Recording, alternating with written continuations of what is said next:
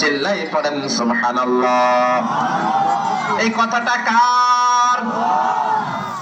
আল্লাহ রাব্বুল আলামিন বলেন সুয়িনা লিল্লাযিনা কাফারুল হায়াতুদ দুনিয়া, আমি আল্লাহ রাব্বুল আলামিন কাফেরদের জন্য দুনিয়াটাকে সুশোভিত করে দিয়েছি।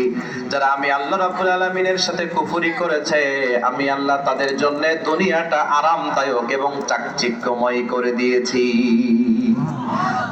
সুবহানাল্লাহ। হ্যাঁ, বুঝেননি মনে হয় নাকি?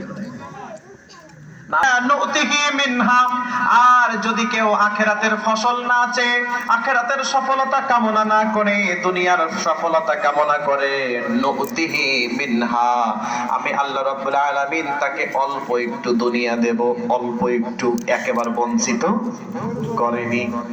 কিন্তু তারা যেন জেনে রাখে, আমি আল্লাহ রাব্বুল আলামিন যাদেরকে অল্প একটু দুনিয়া দিলাম, নসিব, কিয়ামতের দিন ওই কাফের, ওই বেঈমানের ভাগ্যে, নসিবে আমি আল্লাহ কোনো কিছু রাখবো না। এখন কি সুবহানাল্লাহ হবে নাকি নাউজুবিল্লাহ হবে? মাশাআল্লাহ হবে, আস্তে আস্তে হবে, আস্তে আস্তে বুঝবেন।